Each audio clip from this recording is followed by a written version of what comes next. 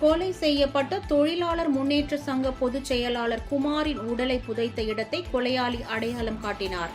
சென்னை அயனாவரத்தைச் சேர்ந்த குமார் தமிழ்நாடு அனைத்து மாநகராட்சிகள் பொது ஊழியர்கள் முன்னேற்ற சங்க பொதுச் செயலாளராக இருந்து வருகிறார்.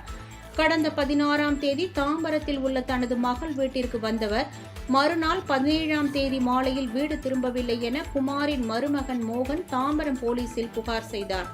இது குறித்த விசாரணையின் போது சிசிடிவி கேமராவை சோதனை செய்ததில் காரில் 3 பேர் இவரை ஏற்றிச் சென்றது தெரியவந்தது. செஞ்சி அடுத்த தொண்டூர் கிராமத்தைச் சேர்ந்த அப்பாஜி மகன் ரவி என்பவரை பிடித்து விசாரணை செய்தபோது தொழிற்சங்க பொதுச் செயலாளர் குமாருக்கும் ரவிக்கும் இடையே ரியல் எஸ்டேட் சம்பந்தமான நில பிரச்சனை இருந்தது தெரியவந்தது. கடந்த 16ஆம் தேதி இவரை அழைத்து காரில் சென்றபோது இருவருக்கும் இடையே வாக்குவாதம் ஏற்பட்டு கழுத்தில் நைலான் கயிறு மற்றும் கையால் இறுக்கி கொலை செய்ததாகவும் பின்னர் உடலை அவரது சொந்த ஊரான செஞ்சியை அடுத்த தொண்டூர் அருகே ஒரு பள்ளத்தில் புதைத்துவிட்டு சென்றதாகவும் கூறியுள்ளனர்.